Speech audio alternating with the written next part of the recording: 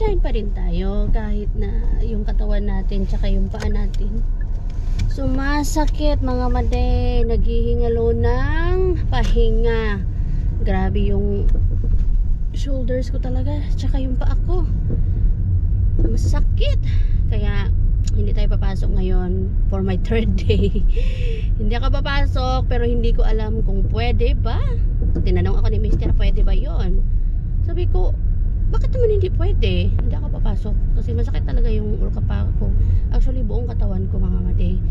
Samahan pa nang wala akong tulog masyado kasi si Lumi pagising-gising siya at magdamag na namang nakadede. Kaya ngayon gutom na gutom ako. Pero mamaya na ako kakain. Hatid ko muna si Lumi sa daycare niya. And then saka ko na ayusin or saka ko na anuhin yung sarili ko. Si Lumi muna ang mauna. Actually hindi ko na nga to napakain ng konti kasi yung ginagawa ko, pinapakain ko siya ng konti para ng rice po ha. Para kahit hindi siya kumain doon sa paibakuti, at least kampante ako na napakain ko siya kahit konti. Kasi tulad nga nung first day, tinikman lang po niya yung puro, yung porridge, and then lay pa lang daw po yung kinain niya nung morning, and then nung hapon naman, nung lunch naman, kumain lang daw po siya ng konti, and then yung sa bali pala naman na yogurt, hindi siya kumain.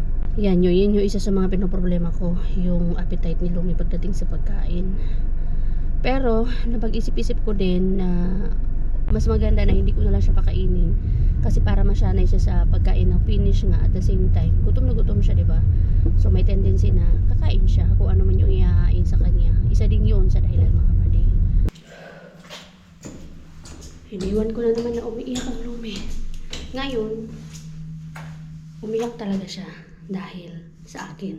Nung first kasi hindi siya umiyak dahil sa akin, umiyak siya dahil parang tumama yata yung tuhod niya doon sa high chair at gusto niya maglaro. Kaya lang amo pala time or breakfast time kasi yun. Tapos kahapon nung iniwan ko siya, hindi siya umiyak dahil naglaro siya at hindi na ako nagstay ng matagal. Ngayon kasi nakipag-usap ako doon sa nursery worker. Imbis na maglalaro na siya, yumakap siya sa akin. Tapos nung kinukuha na siya, yun, doon na siya umiyak. Pero hindi muna ako umalis agad. May make sure ko na tumahimik siya. Tumahimik naman siya kasi niyayakap siya ng nursery worker. At ngayon nakalimutan ko yung bag ni Lumi. Kailangan kong kunin tapos bumalik doon para ihatid. Sana yun. Ito. Nandito kasi yung mga damit niya. Kailangan ko. Ay naku, gutom na ako. Ono ko din na ninrepon.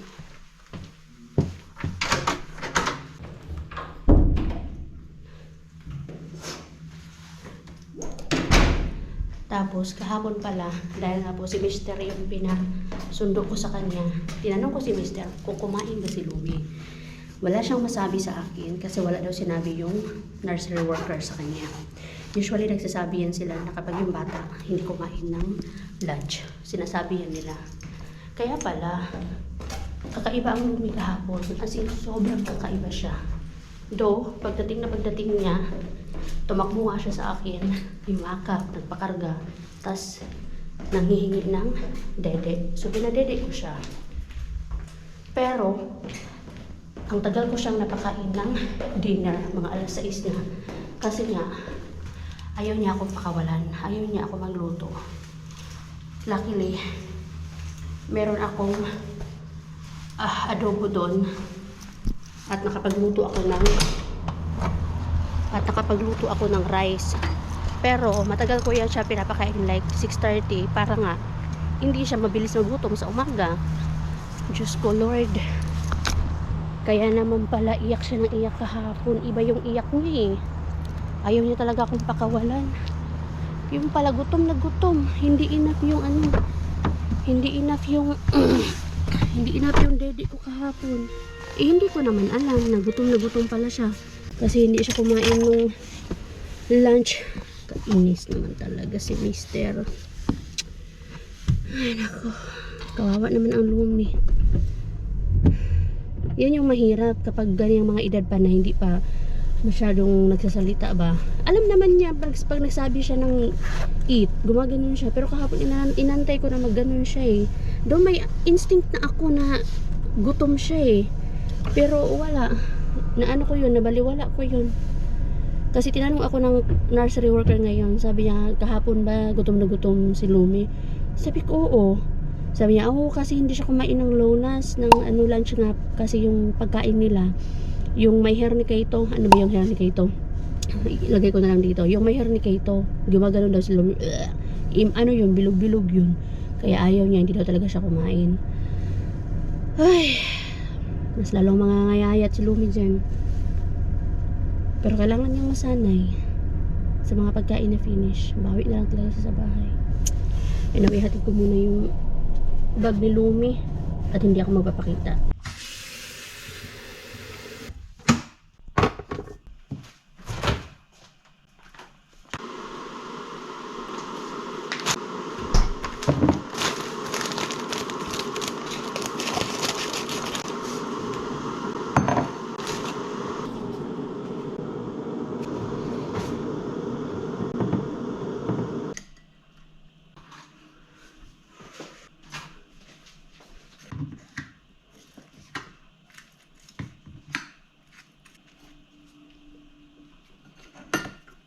Nag-breakfast lang ako, tapos nandito tayo sa Tokmani kasi kailangan kong bumili ng detergent nga. Kailangan natin maglaba. So eto, meron na ako napili. Ay, nakaano sila. 2 for cup pala eh. 10.90. Not bad to ah. Ano ba to? Puhen peso. 10.90. Hindi, ito na lang. 2 liters. Ilan ba to? 1.4 liters. Ito 2 liters man to. Ito na lang. Isa. Ito na lang siya, Jai.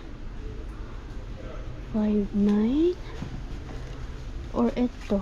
Dalawa. 1 liter. 3 euro. Ito na lang, Jai. Mas malaki. Kailangan ko din nito. Ayan. 239. Mahal naman. Ito na lang. Tapos tignan ko ulit dito kung meron ako mahanap yung Cura Batet or yung rain clothes ba. Kasi kailangan ni Lumi yun eh. Kaya lang wala kasi siya yung size niya. Kailangan yun sa daycare. Lalo na ngayon na nag-uulan-ulan na. Ilumalabas yun sila. Ano man to? 31, 33. Mga pambata man to dahil. Ba't dito ka sa pambata? Kasi meron yung ano dito, yung kailangan ko for Lumi. Yung ganito, specific for rain talaga. Waterproof. Kaya lang, ito yung tinatawag na kuratake or kurahosot ito. Or sadi hosot. Basta rain pants. Ito yung kailangan sa daycare. Ang problema ko nito, walang size ni Lumi. 92. Ano pa si Lumi eh. 82, 86 sana. Or 86. Masyado malaki yung 92 pa kay Lumi eh. Tapos, ay naku. Ito, jacket. Pero wala man size si Lumi. Ito yung ni-request. May mga nakasulat kasi doon. Mga requested ng mga nursery workers kung ano yung kailangan nila. Kasi naglalaro pa rin po kasi yun sila kahit maulan. Naglalaro yun sila sa labas. Kasali yun sa daily routine nila. Ay, wala man. Tapos, kailangan ko din ng ganitong gloves. Specific for rain talaga. Kaso mga malalaki man to eh. Magastos wala. Magastos pag palagaan mo yung anak mo sa iba. Makalibre ka nga kasi walang bayad sa mag-aalaga. Pero sa anak ka naman kasama talaga yun sa buhay. Meron na siyang butas, rainbows. Dalawa na yung rainbows niya. Yun na lang talaga yung kailangan ko. Punta ako ulit doon sa punta ulit ako doon sa pang kids na flea market, di bali na mahal, basta meron lang, magkaroon lang si Lumi. Though meron naman siya yung mga rain clothes, pero hindi ganun. Yun yung specific na kailangan talaga nila. Hanap muna tayo, Zay. Kailangan ko pa. Ay, nakang hirap na. Bili ulit ako ng ganito ni Lumi. Magkano man to? 10 euros. Ay, sombrero na naman.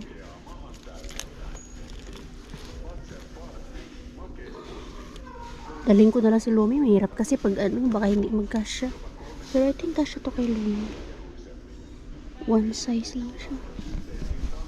Ay, nako. Wala na talaga. Pumupunta tayo sa shops para mamili ng para sa Anjunakis, hindi para sa sarili. Kailangan ko pa pala ng more leggings for Lumi. Leggings, dai. Ako din kaya kailangan ko din ng para sa workplace ko. Leggings. Punta ako sa stadium siguro. Saan na yung mga leggings? Mukhang dito tayo makakahanap ng para sa sarili ko na leggings, ha? Alam niyo na, pambata yung size natin here. Pambata talaga.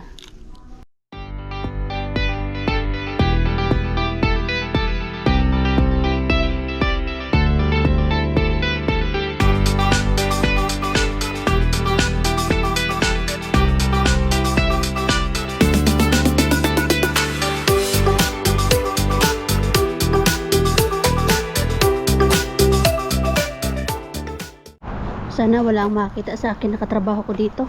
Baka naman. Ay, nako. Dito tayo sa pambata. Mga laruan man noon yung nakikita ko para kay Lumi. Ano to?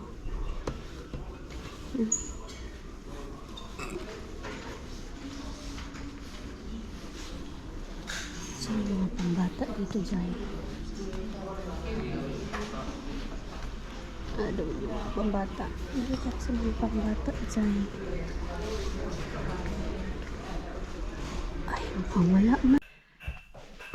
Katapos ko lang kumain, katawang lupa ni Ruby, ayaw tumigil. Imbis na magpahinga na, inaayos yung mga toys ni Ruby.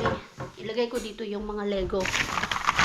Ito, punasan ko muna to. Para pagdating niya, ma-excite siya. Pero kailangan talaga magpahinga na. Sunduin namin siya mamaya ng maaga-aga. Yung sinabi ko doon last time, 4:30. Pero gusto ko sunduin siya ng maaga. Kaya baka hindi na naman siya kumain. So at least, mapakain ko siya ng mas maaga. Ayoko na mangyari yung katulad kahapon. Super guilty talaga ako ay. Hindi ko ma-imagine yung anak ko. For the first time, nalipasan ng ito. Uy, sama ni? Nawa ni? Pintilpin. Mamaga na yung mata ko. Sakit na ng mata ko. Sakit sa puso. Iyak malala si mother. Kay ganito talaga. Mahirap kasi talaga pag sa umpisa. Pero magiging easy na din yan. Someday, sabi ng mga Jumegas natin. Ay, syempre, yung mga Jumegas natin, yung mga anak nila, dumaan naman din sila sa mga ganitong sitwasyon na pinagdadaanan ko. Kaya, naiintindihan nila ako. Naiintindihan nila yung nararamdaman ko. Ito pala yung Lego ni Lumi. Ayan o. Ilan na nga lang to? 4 pieces na lang to. Ang dami kaya nito. Ah, yung train pala yung kadugtong nito. Lagay ko yan dyan.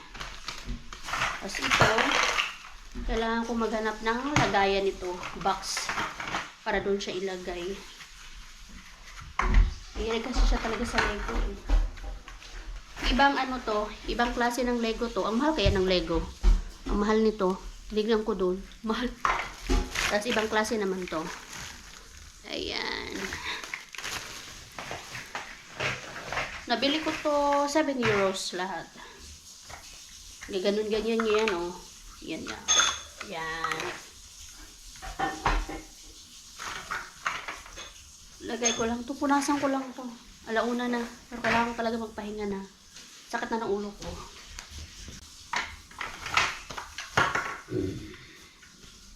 Di pala, hugasan ko na lang ito.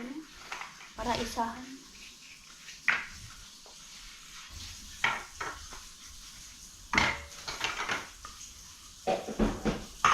Finally, nakapagpahinga ako mga made. Siguro mga 1 hour din.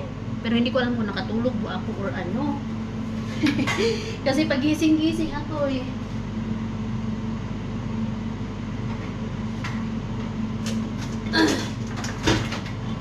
Nag-i-start na ako magluto ngayon kahit na alas 3 pa lang. Kasi alam niyo na, pag nandito na sila, uy, baka hindi na ako makagalaw-galaw. So, nag-start na akong magluto. At si Mister, ayun, i-early pick up niya si Lumi kasi it's supposed to be 4:30. But I told him, pick up Lumi early. Kaya we never know, baka hindi na naman siya kumain. So, at least, mapakain ko siya or di kaya, mapa-snack ko siya. So, habang nagluluto ako, nakaluto na ako ng rice, nagmamarinate ako ng pork, and then magpapansit ako while waiting na ma-defrost yung ating pang-snack. Mag-i-snack ako ng tea. Mag-i-snack ako ng honey cake, and then magpapansit ako. But right now, magawa ako ng smoothie for Lumi. Banana and avocado smoothie. For sure, pagdating noon, magdidiri agad yung tatakbo. Now I know, kailangan alam ko na yung mga technique ni Lumi kapag tumakbo siya sa akin, tapos gusto ng dede. Well, kahapon, tumakbo siya, tapos yumakap siya sa akin, tapos dede! Yun, pag mga ganyan, ibig sabihin, gutom siya there. Hindi dahil na-miss niya ako, kundi gutom siya. So, preparean ko siya ng smoothie for now. Which is, matagal na din namin itong hindi nagagawa. Kasi nga, nagdi-daycare ang Lumi. Sana, someday, masanay na din ang Lumi sa mga finished food. Ano ba yung ano nila ngayon? Nakalimutan ko kung ano yung lowness nila or lunch nila ngayon. Meron kasi yan silang listahan. List of food for the whole week. Makikita doon sa daycare. At the same time, meron din silang, meron ding website kung saan makikita din doon kung ano yung food nila ngayon. Tinignan na namin ni Mr. yun kagabi eh. Meron silang morning, merong 3 klase yata yun na pagkain, din lunch, meron din 3 din yata yun. Kasama na yung mga maliliit na panghimagas, mga ganyan ba. Tumatawag si Mr. And then, bali pala, snack. No, hey. Eh.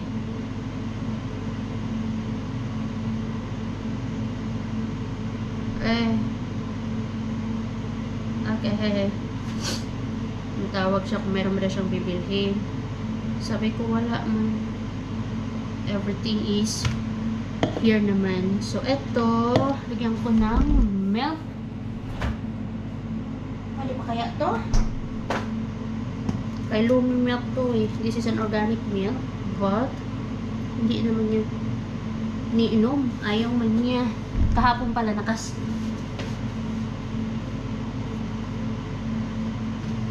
okay pa naman. Pero hindi ko na malala kung kailan ko to binili eh. Pag mga ganito kasi na na-open mo na, dapat makonsume mo siya within 48 hours. And then sabi naman nila ni, okay lang naman daw, more than that. As long as walang namumuo or walang naaamoy. Pero pagdating kasi sa milk, medyo maarti ako. Kasi milk yun eh. Siyempre. Ayaw. Ano ko na lang siguro, yung milk na lang siguro namin. Yung normal milk na lang yung gamitin ko.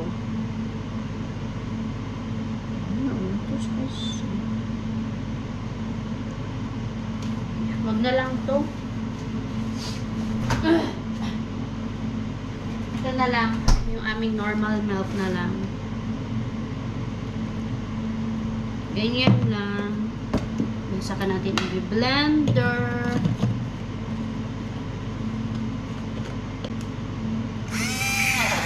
In-instructionan ko na yun si Mister na magtanong siya kung kumain ng lunch, kumain ng morning breakfast, or kung natulog at kung ilang oras natulog. In-instruction lang talaga, no? Kasi sabi niya, hindi ko alam kung ano yung itatanong ko. Sabi ko, wala namang formula kung ano itatanong mo doon. Dapat maging curious ka. sa anak mo kung ano yung nangyayari sa araw niya. Yung mga ganyan ba? Iwan ko ba dyan kay Mister? Kasi hindi na kaya ng powers ko bumaba or umakyat ulit. Bitbitin si Lumi. Kaya nangangawit pa yung dito ko. Nakailang labas na tayo kanina. 3 beses na yun. Ina ito. More pa. Yan. Diba? Eh, naku. Sumasakit yung... Natulog ako kanina na sumasakit yung puso ko. Iniisip ko yung anak ko. Inilagaan mo siya. Hindi mo siya pinapagutom. Tapos biglang nagutom. Ay, naku. May ganun talaga na pangyayari minsan. Pero masasanay din yan sa saan ba. Sa umpisa lang yan mahirap. Mahirap sa umpisa.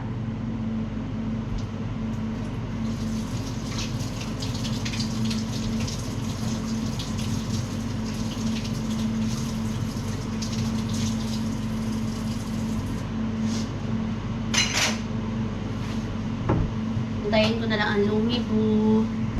But for now, mag-start muna ako magpansit habang wala pa siya. Ay, dito na. Lagi ako sa kaldero magpansit. Canton, and then pansit.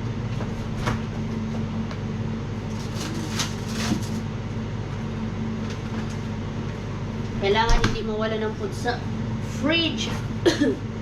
Ay, wala tayong matinong kain lagi sa work. Pagdating gutom. Honey cake. Ate snack. Mag-tea ako.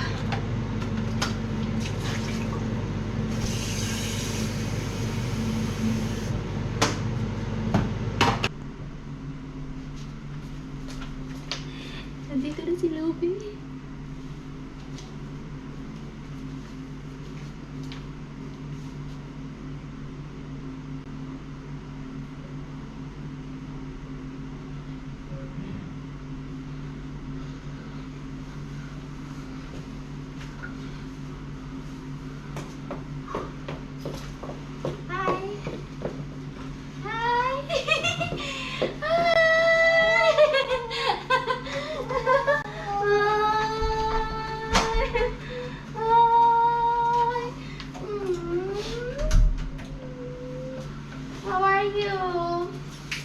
What happened to your nose? Oh no! Sisällä oli kun meni. What happened to your nose? Ei mä oikein rikkoilla mitään. Ei ne mitään sanotaan, reipas on ollut.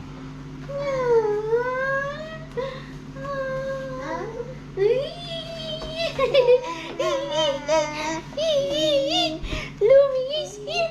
Louie is here! Meron nangyari sa nose niya. May sugat ang nose. What happened to your nose, anak? Dapat talaga... What? Nagkainoy ka? Nagswing-swing ka? Dapat talaga ako na lang yung nagsusundo. Kasi hindi marunong magtanong sa mister.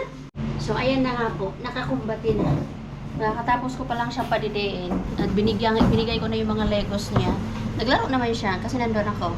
Pero nung umalis na ako, umiyak na. So, eto na nga. Kailangan na.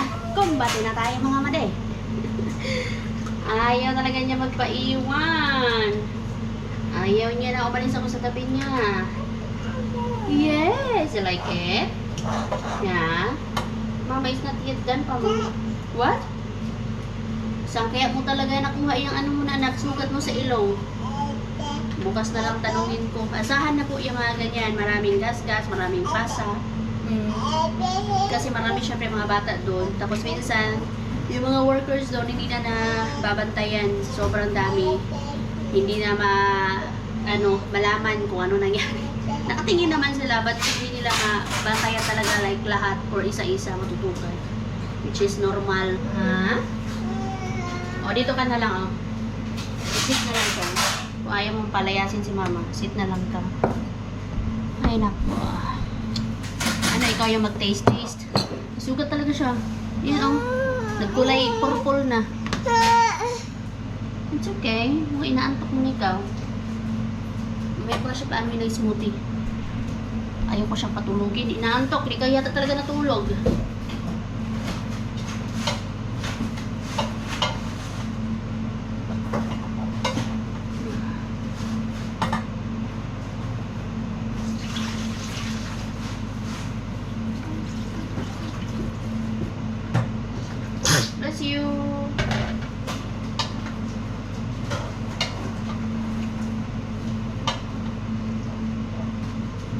Bless you. Oh.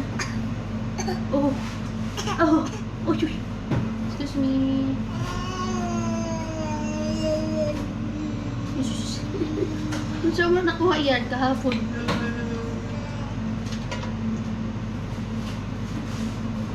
Oh, yun.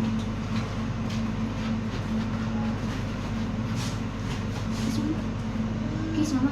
Kiss. Love you. Love you. Love you.